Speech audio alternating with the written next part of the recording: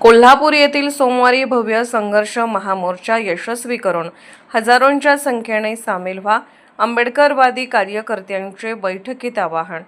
हजारो भीमसैनिक शिरोळ तालुक्यातून सामील व्हावे असे आवाहन शिरोळ येथील शासकीय विश्रामगृहात झालेल्या आंबेडकरवादी पक्ष संघटनेच्या कार्यकर्त्यांच्या बैठकीत करण्यात आले. या बैठकीच्या अध्यक्षस्थानी ज्येष्ठ कार्यकर्ते येड्रावचे माजी उपसरपंच रंगराव कांबळे हे होते. जिल्ह्यामध्ये प्रथम अनुसूचित जाती प्रवर्गातील खोट्या जात प्रमाणपत्राच्या आधारे सार्वत्रिक निवडणुका लढवून सत्तेत प्रवेश करणाऱ्या बोगस लाभार्थींना पायबंद घालण्यासाठी कोल्हापूर येथे सोमवार दिनांक 9 मार्च रोजी सकाळी 11 वाजता कोल्हापूर जिल्ह्यातील आंबेडकरवादी पक्ष व संघटनांच्या वतीने भव्य मोर्चाचे आयोजन केले आहे.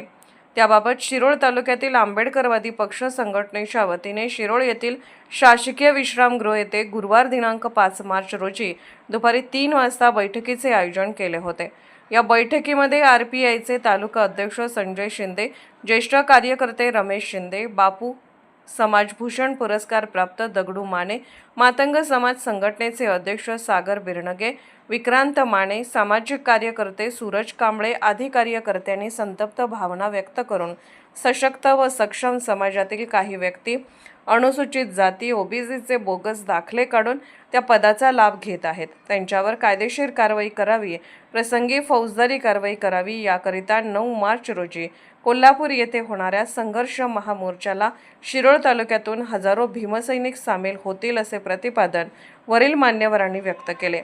या बैठकीस बाळासो कांबळे, JD चव्हाण, किरण भोसले, अनिल लोंढे, कुमार कांबळे, उत्तम जगताप, BR कांबळे, बाळासो कांबळे, नांदणी, राहुल पवार, येड्राव, गौतम कांबळे, दानवाड यांचेसह आंबेडकरवादी पक्ष संघटनेचे कार्यकर्ते मोठ्या संख्येने उपस्थित होते.